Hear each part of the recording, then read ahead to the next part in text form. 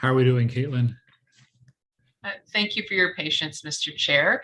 I can confirm that the Ottawa City Council YouTube stream has been restarted successfully, and also that we did remain live on ottawa.ca on our e-agenda page. So you may continue the planning committee meeting whenever you have quorum. Okay, so once I see 6 committee member video screens up, we're at 4 so far.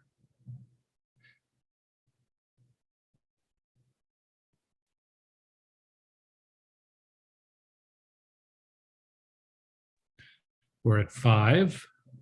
One more and we can go back to Councillor Leeper.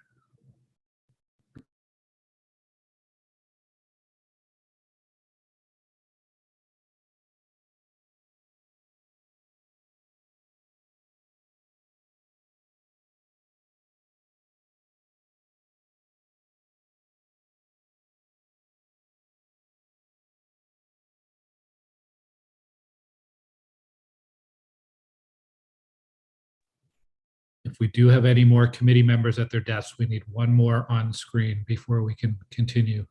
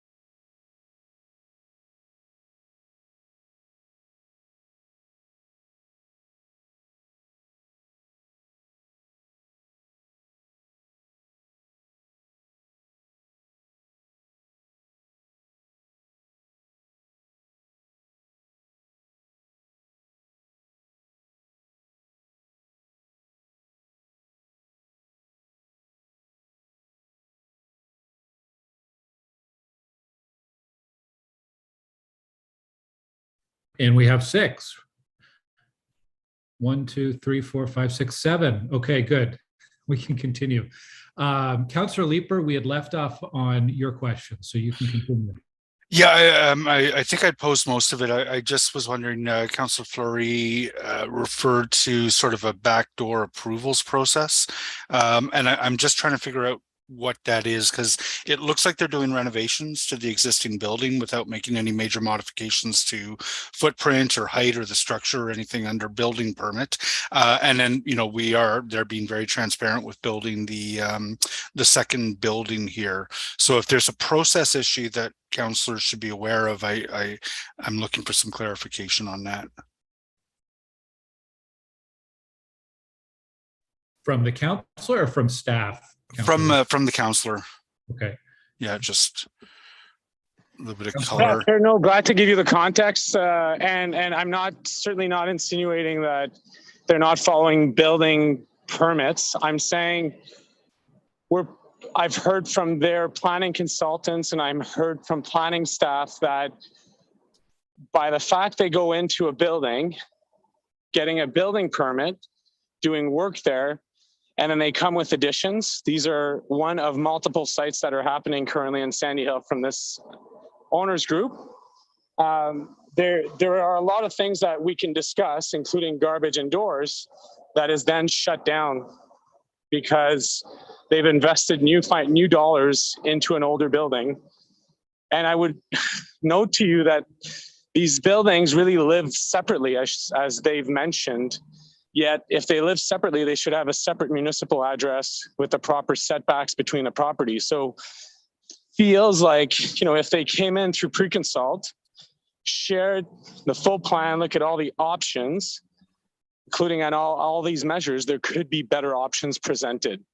Certainly not against the, and I'm not even speaking about the number of bedrooms or the unit, but the impacts of the approach they take creates these loopholes, which, you know, we have garbage pressures in Sandy Hill.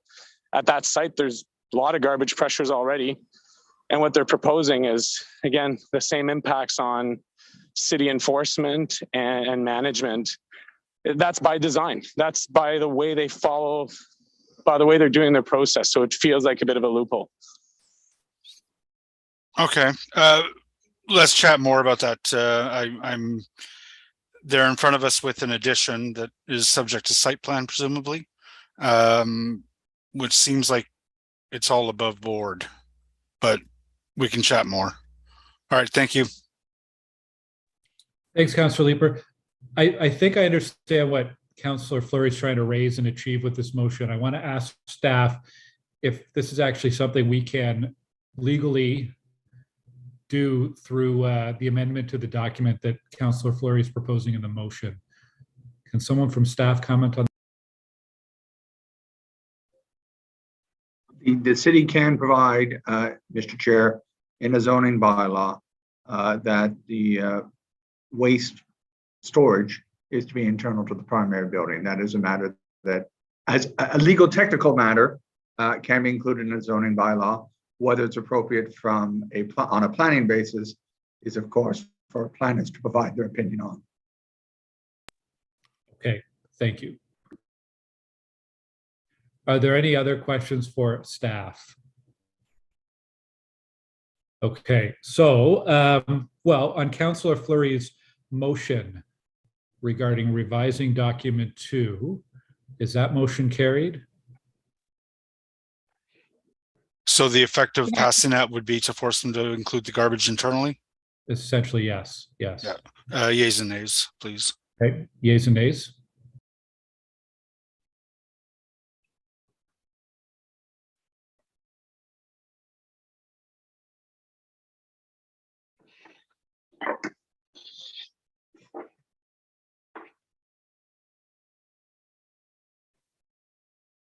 Councillor Brockington? Councillor Klitschak? Oui. Councillor Curry? Yes. Councillor Dudas? Yes. Councillor Hubley? Yes. Councillor Kitts? No. Councillor Leeper? No? Councillor Menard? Councillor Tierney? Councillor El-Shantiri? Yes. Chair Moffat? Chair Gower? Yes. 6 yeas, 2 nays. Okay, and then on the report as amended, is the report, are the report recommendations carried? Right. Carried. Okay. Thank you. I believe we're moving on to our last held item, which is 5.13, Community Benefits Charge Strategy and Bylaw. Councillor Fleury has a couple of motions. Let's introduce those first before we go with anything else. Only one, Mr. Chair. Just one? Okay. Yeah. If you have it ready, you could start, Councillor, and we're just getting it up on screen. I really want to thank staff. I've been informed and educated through the process, and Charmaine and Ranbir and the team's been very helpful.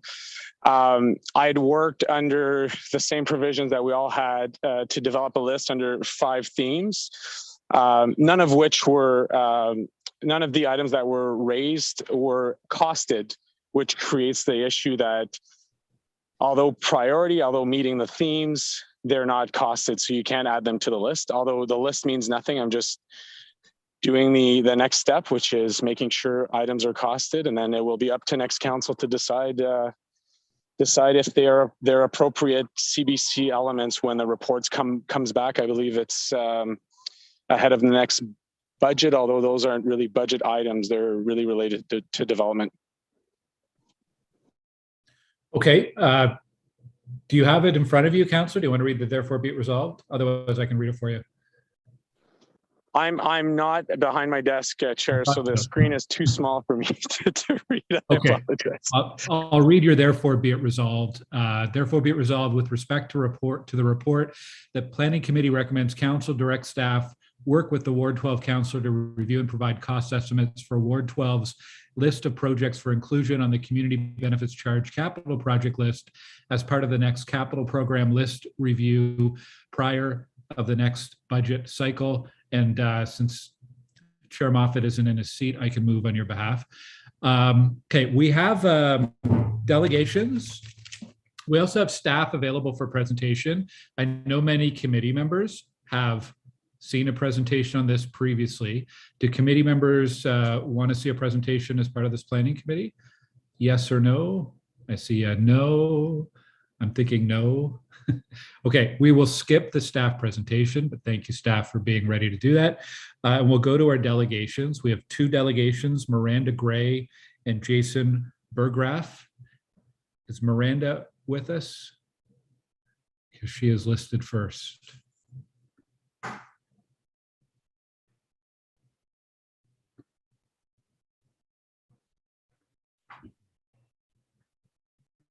Bear with me for a moment, Chair. It's been a long afternoon for our delegation to wait. Yeah, I don't see her on the call at the moment. Okay, do we have Jason on the call? Yep, he's there. Okay, well, let's go ahead with Jason, and if Miranda joins us the next few moments, we can come back to her. Hi, Jason. The floor is yours. Thanks, Chair. I'll try to keep my comments a bit short. In reality, there's been an important thread of conversation at Planning Committee over the past number of months, and you've heard me say it before, and I'll say it again, about the cumulative impact of city-imposed costs on new housing.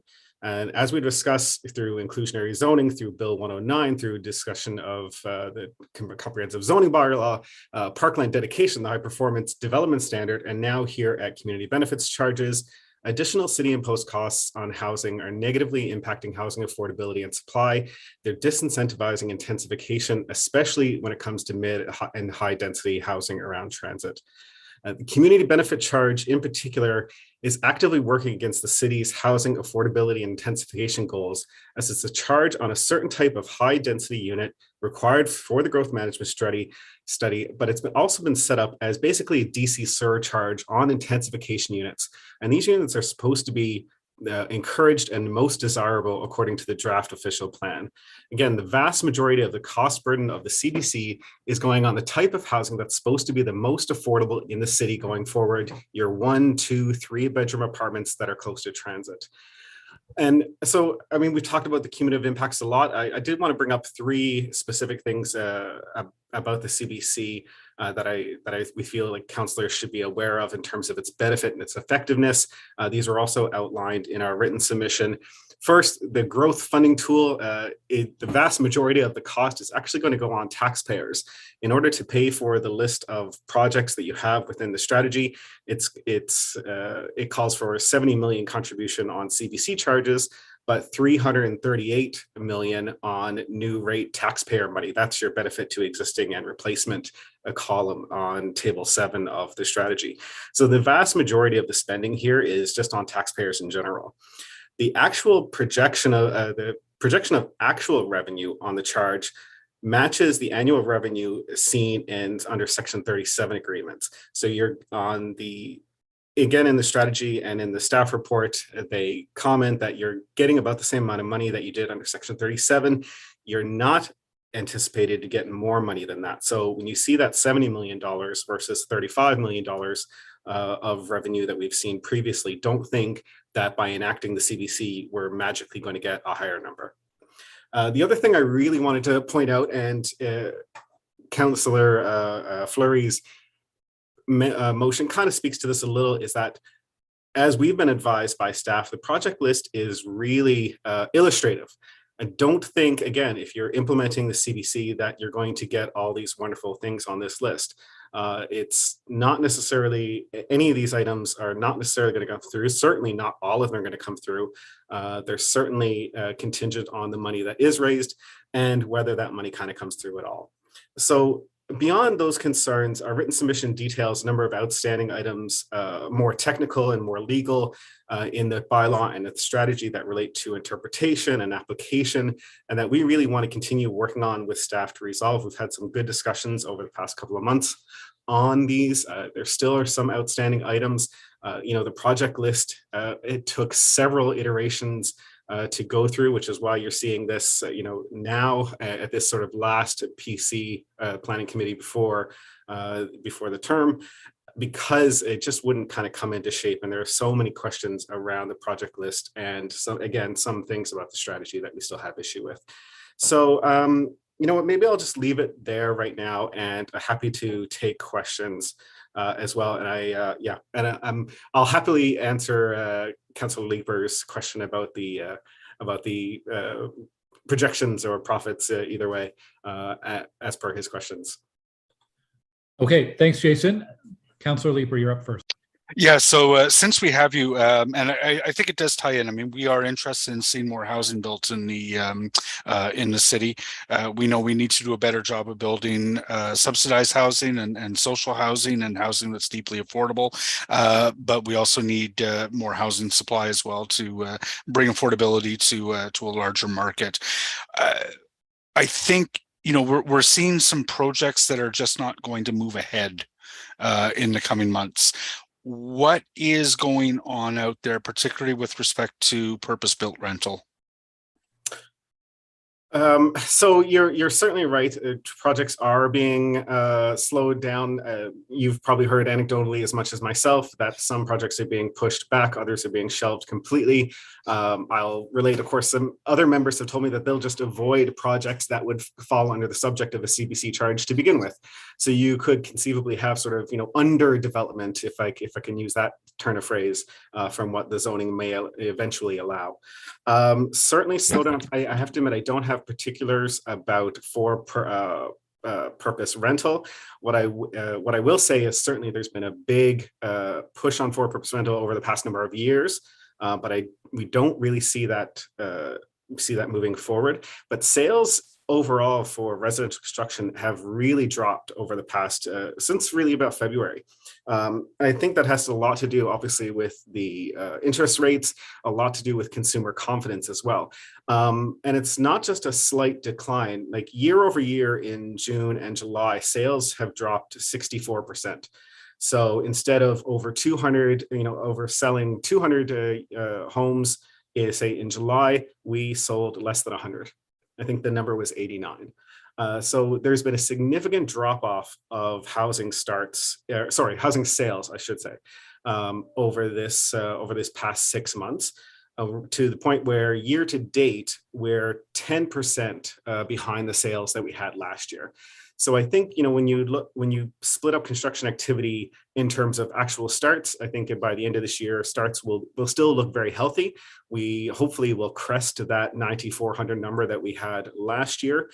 But moving into the following year, if the sales trends stay like this, as they are, quite depressed right now, we're not going to achieve that number come into 2023 for starts and actual kind of construction moving forward. So there's a big concern that, and again, I think that's a lot to do with consumer confidence and the drumbeat of a recession that you're hearing more and more of in the next little bit. So that's making banks and lenders more skittish about lending to projects. So I think you're going to see that overall slowdown come into even into Ottawa come into the next year. So I'll just try to wrap up my. We also talked about population projections in part of the annual development report discussion that was earlier today as well. And that number of 1.5 million into the province over the next 10 years. Roughly in translating for Ottawa, that's supposed to mean somewhere between 10 and 15,000 starts every year in Ottawa for the next decade in order for us to kind of do our share. That number has been verified by a couple of different housing economists. Most recently, Mike Moffat had a report a couple of weeks ago that said we needed over 10,000 a year. And it's certainly, it doesn't seem like we'll do over 10,000 next year based on the sales that we have so far. Yeah.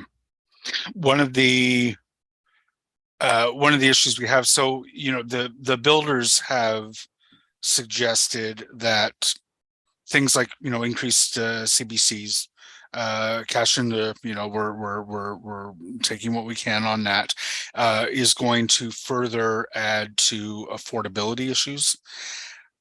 But I wonder if sales are depressed, will we not see a price correction in the market, which is how it's supposed to work? I think especially, with related to CBC, the issue being you have to do pre-sales, of a certain percentage, usually it's about 60 or 70% or so for a building of that size. So you're just going to see those projects being, shelved and people sitting and waiting for more consumers to kind of come back into the market. Because right now with the higher interest rates, it's not killing demand. It's just telling everyone is kind of, people who need to move into a new home still need to do so. It's just preventing them from doing so. So your pent up demand only just builds in a financial situation such as we have. So what you'll see more likely is just projects waiting for the opportune time that the market kind of comes back, and those kinds of projects, which need significant amounts of, we're talking hundreds of millions of dollars to build, a scale of that, buildings that scale. They're just going to have to sit and wait for the market to kind of be in a better position. There seems to be some agreement that we can,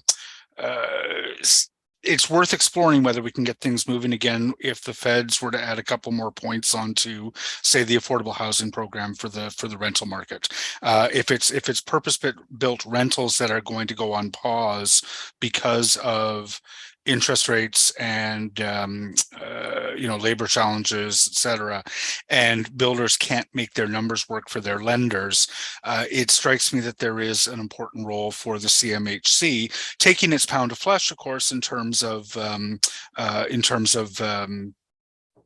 affordable units and ensuring a certain level of affordability at the MR or slightly less. Sure. Well, I will add, CMHC constantly, and actually just did a recent consultation on why don't more people take up the funding that they do offer, because they do leave money on the table for such things, and it's some shy away from it just from the sheer amount of red tape and other things that you have to do to kind of get that. The reality is if a project is supplemented by CMHC funds to the tune of $300,000 a unit, that's not a sustainable business practice either. If the only way you can build a building is getting such a subsidy from CMHC, it's clearly not the right market. Okay. So thanks for answering some of those questions. We had you here. So with respect to the CBC itself, I hope you're not suggesting that while the totality of the list of eligible projects is something like 700 million, or 800 million, we're going to collect 7 point whatever. I hope you're not suggesting that if we pass this CBC today, we're authorizing a capital spending program on the ratepayers' back of hundreds of millions of dollars. No, not at all. I just want to make sure everyone is clear on that. The vast majority of this, again, 338 million of the 500 million that's spending is taxpayer based for benefit to existing and replacement and what have you. Right. And that's the vast majority of funds for the projects that are listed within Table 7 are being paid for that way, not really CBC, what people are going to consider development charges through the CBC portion. I just want to make that perfectly clear. I'm just worried that residents may consider that if we pass this CBC today, that we're authorizing some new multi-$100 million. Those are projects that if they're not funded by the new CBC are not going to move ahead unless council decides, we're going to collect those in taxes. But that's not a decision that we're making anytime in the near future.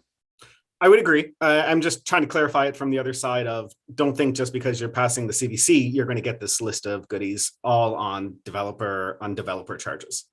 We're on the same page. Yes. Chair, thank you very much. Thanks. You. Councillor Curry.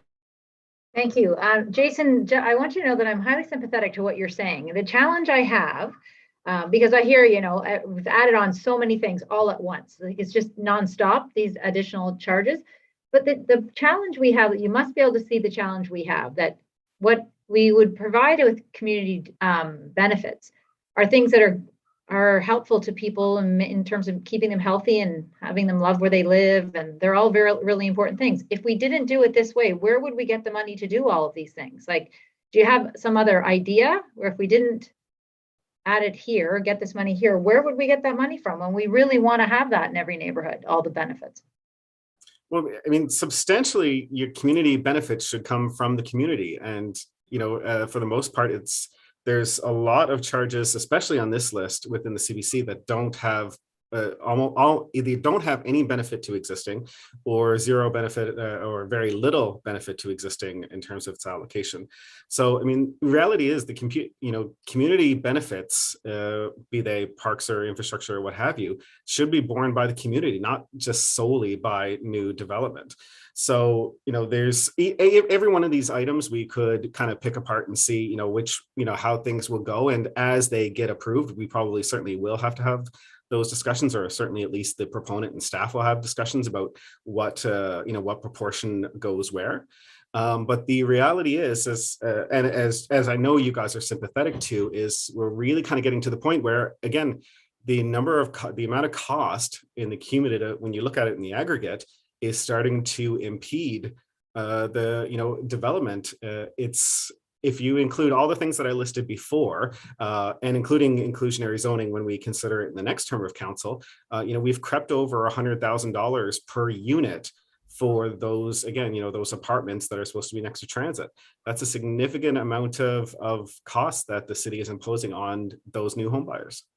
Mm-hmm. Mm-hmm. No, I understand that. And I guess this is our only opportunity. I feel, how do you go back to the community afterwards and say, oh, guess what? All of you have to pay for this now. Really, the only way is through increase in property taxes. And then do we want to do that? I mean, it's, and if we don't have enough housing, then how good is that for people's health? It's all this is not a simple conversation. I get that. No, certainly not. It's just that it's hard to see where else other than property taxes. Anyway, I'll wait to see what Catherine has to say and Miranda after that. Thank you. Councillor Kitts. Thank you, Chair. Yeah, thanks, Jason. I think you've outlined some fair challenges that this committee has to consider. But I'm just wondering, like, it's the province that's making us do away with Section 37. I understand you're looking for us to reject what's in front of us, but do you have any suggestions on what would make the CBC better?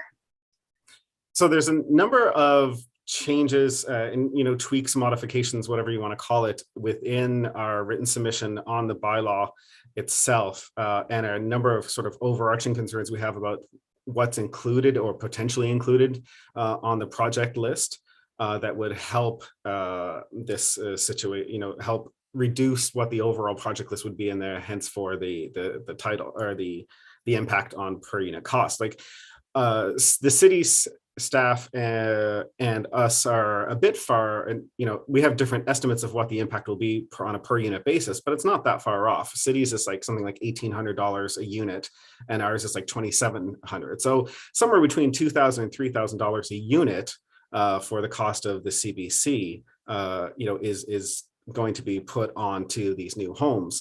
So that's again, money that for these types of items, some of which we would argue should have been in DCs in the first place, and if they were so essential, why weren't they included in the DC background study? But again, that's yet another conversation, which we'll have in 16 months or maybe even less than that when we do the DC bylaw review in the next term of council as well.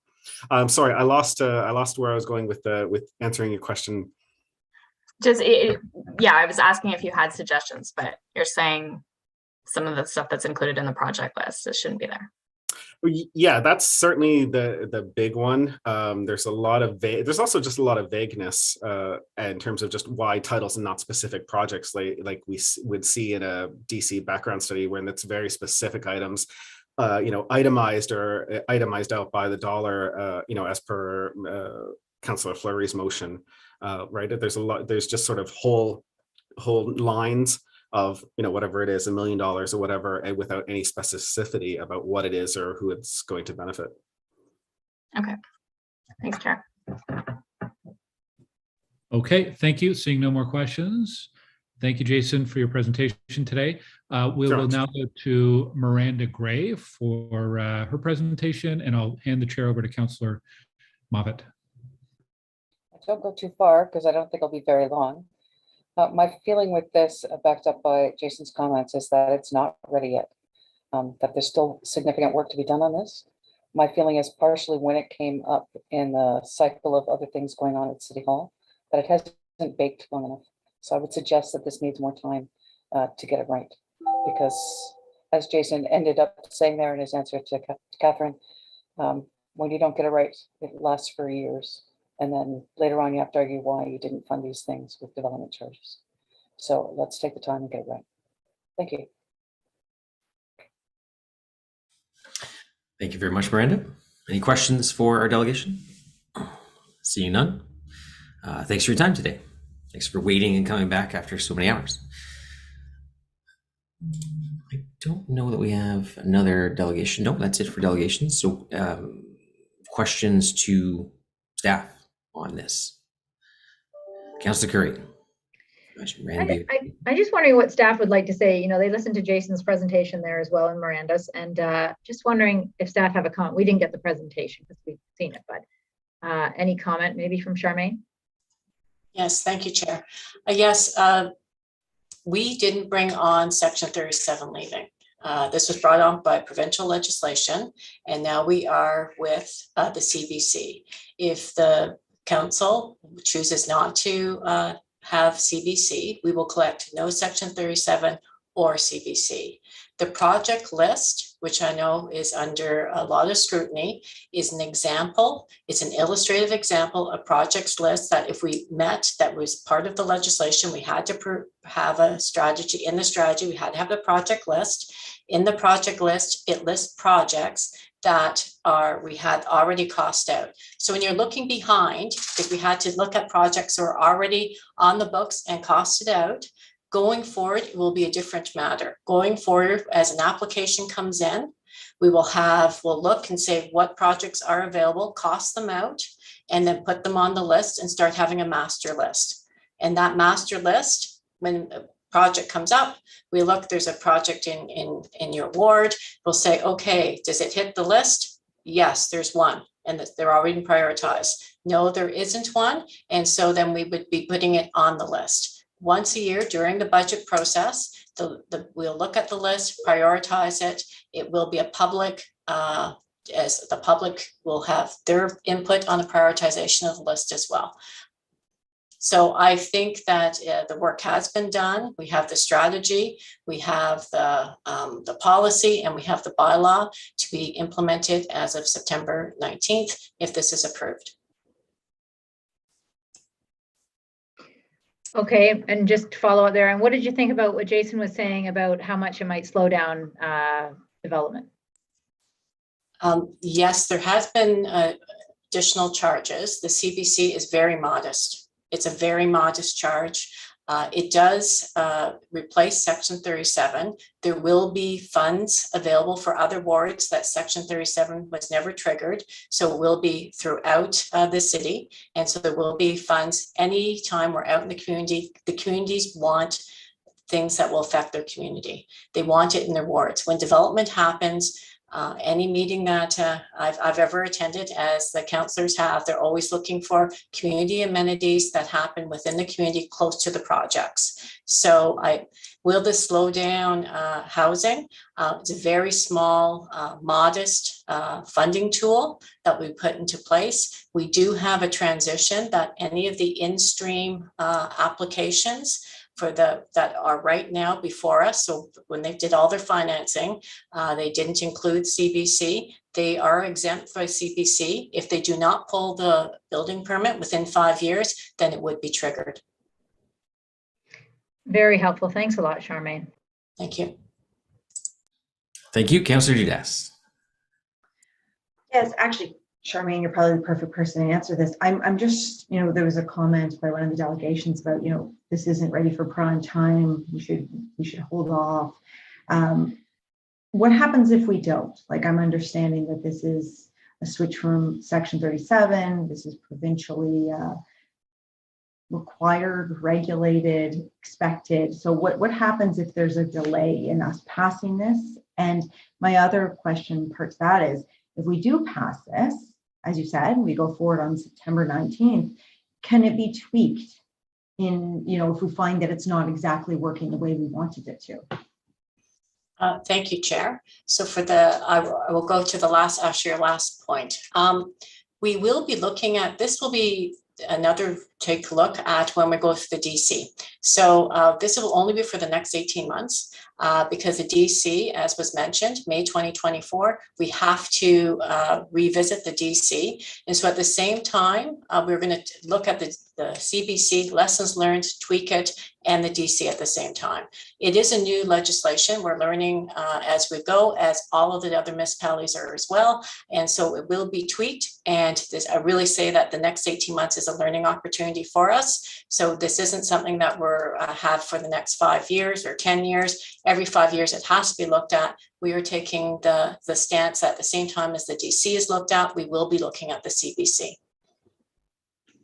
And when this was being worked on, I understand it's a consultant that looked at this and came to this report, you engaged, I'm assuming, with the various stakeholders, including the development community, received their feedback and managed to incorporate that to some extent into this report? Thank you, Chair. Yes, we had different stakeholders. The industry was one, FCA, residents, councillors, many different stakeholders, the affordable housing group as well. As we took all of the feedback, of course, we didn't necessarily take everyone's feedback into account, but the strategies and all of the policy and the bylaw was based on balancing of the feedback that we received. Okay, and then my only other question is, and maybe this is, and Charmaine, feel free to hand this off if you need to. Once again, we're looking at this. We're looking at cash in lieu of parkland. We've just approved the high efficiency standards. I forget the full acronym, but it was a fulsome one. But once again, all of these things, it's adding to the cost of developments. Once again, all of these things are amazing and very helpful and impactful in a beneficial way for not only the municipality, but in large ways the environment and different aspects we're trying to accomplish. But are you finding that maybe this is getting to be a bit much for the development community? I am still concerned. I'm growing concerned about how this will impact buyers and if they can afford these houses, or as this will get, transferred on to buyers as they're purchasing homes, properties, even renting. Thank you, Chair. As mentioned, this is a modest of all of the funding tools. This is the most modest one. I am going to pass it over to Mr. Wise for his comments.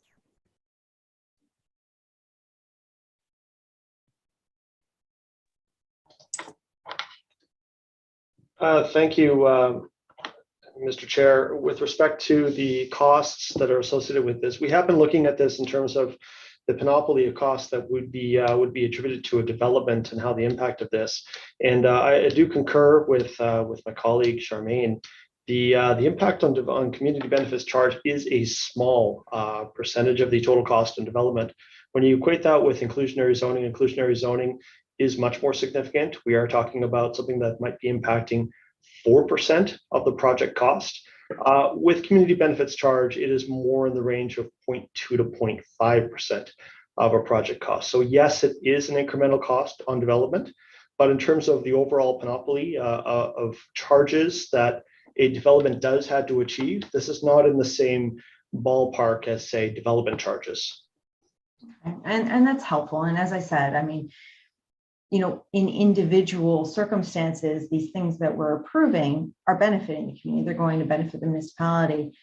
I'm just concerned that as we go through with each and every one of this, it keeps adding that death by 1,000 cuts, right? And then eventually buyers like my 23-year-old stepdaughter can't afford a home in our city. So I do think this is beneficial. I do have one last question. I'm curious, in terms of the motion that is before us, what is staff's opinion of that? Does that change the dynamics of the report and what's being proposed?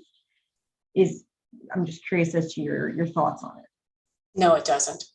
Okay. Perfect. That's it for me, Chair. Thank you, Councillor Healy. Thank you, Chair Moffat.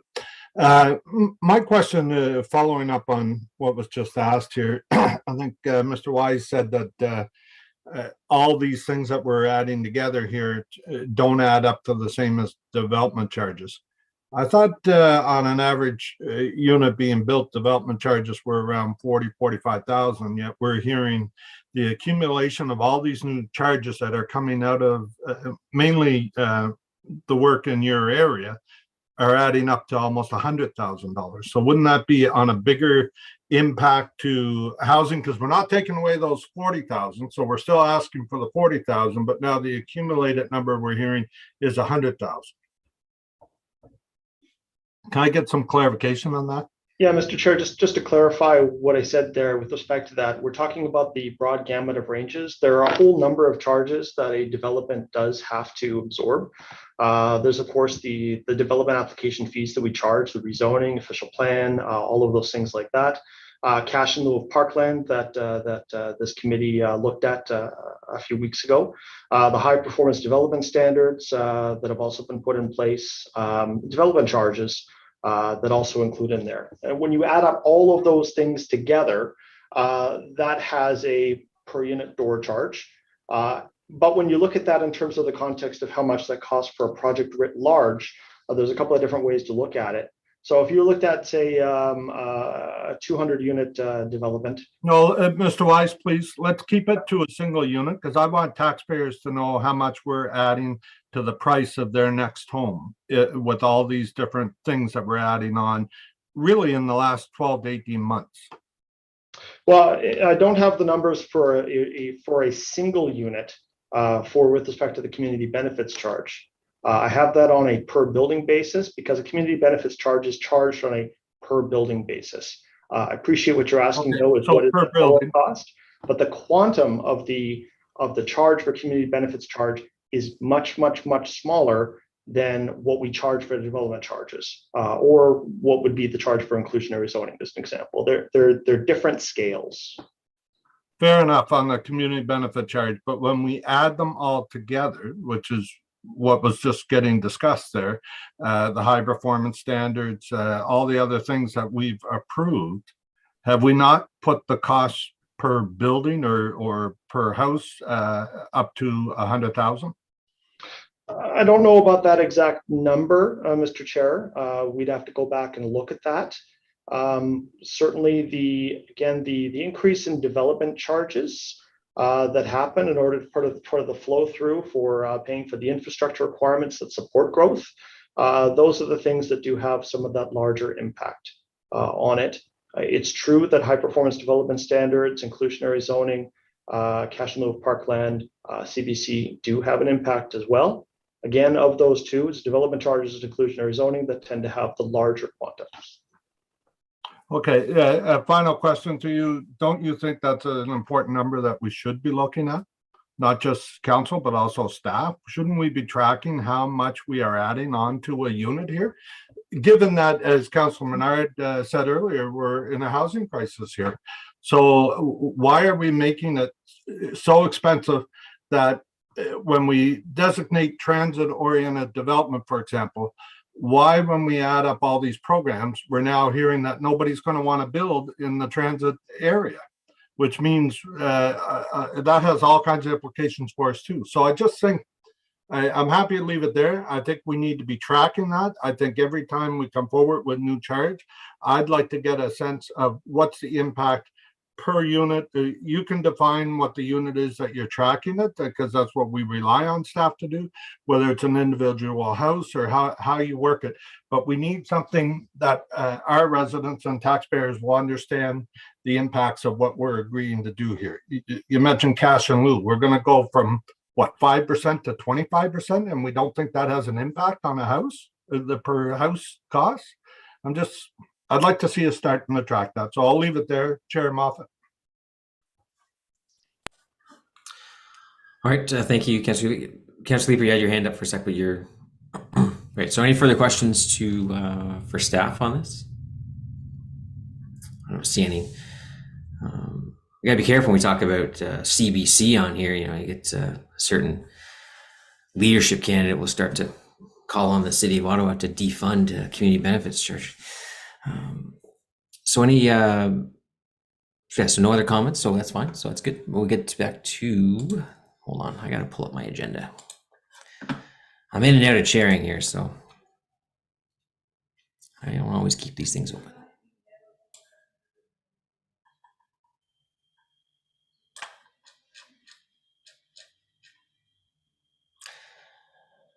All right, so item 5.13, community benefit charge strategy and bylaw. Report recommendations. Do we have motion? Was there, did I miss anything? Because I wasn't here right at the start. Councillor Fleury, did you have a motion on this? Have you tabled it yet? Yes, it was introduced, Mr. Chairman. Okay, any questions on Councillor Fleury's motion? No issues? We carry that? Carry? All right, thank you. So then we'll do as amended here. Report recommendations that planning committee recommend council 1, approve the community benefits charge strategy report, including the prioritization of the capital program list within the report. 2, adopt the community benefits charge bylaw. And 3, approve the community benefits charge policy as contained in document 4. Is that item carried as amended? Carried. Carried. Thanks. Then we deferred that, we carried that. In-camera items, none. Item pre-distributed. You'll get the cash in the parkland report. Notice of motion. I believe Councillor Dudas has a notice of motion. I do. Let me just pull that up. All right. Whereas in 2014, changes to the zoning bylaw were approved by council to implement official plan amendment 150, resulting in properties along key corridors, including Innes Road and Blackburn Hamlet, being rezoned Innes Road zoning review area document 1. And whereas these changes introduced arterial Main Street AM11 subzone zoning on properties located along and adjacent to Innes Road, permitting building heights of up to 30 meters in a variety of land uses. Whereas earlier this year, a site plan control application to permit a 9-story building was received for a property within the Innes Road zoning review area. It does not front onto Innes Road. Therefore, its side yard rather than rear yard abuts a low-rise residential zone. Whereas the zoning provisions that establish building stepbacks in the AM11 subzone are more permissive for side yards, allowing for greater height nearer to adjacent low-rise residential zones. Whereas this application of stepbacks within the Innes Road zoning review area creates inconsistencies in the way that buildings are massed and scaled in relation to low-rise residential areas, which can result in undesirable impacts on the surrounding community. Therefore, be resolved that staff be directed to investigate amending the zoning bylaw in the next omnibus amendment so that the setbacks within the Innes Road zoning review area, document 1, are applied to both the rear and side yards, where development abuts low-rise residential zones. Properties subject to an active planning application will be exempt from these changes. Be it further resolved that staff be directed to re-examine the appropriateness of the AM11 subzone within the Innes Road zoning review area as part of the new zoning bylaw project, as concerns related to building height and compatibility with the surrounding community remain.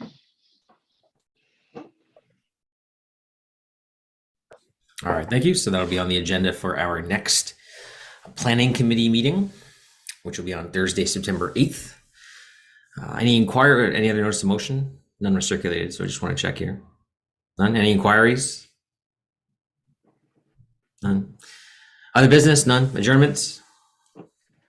Carried. Carried. I can tell Glenn hasn't come back. All right. Thank you all. Bye, everyone. Enjoy the rest of your day. Thanks. You.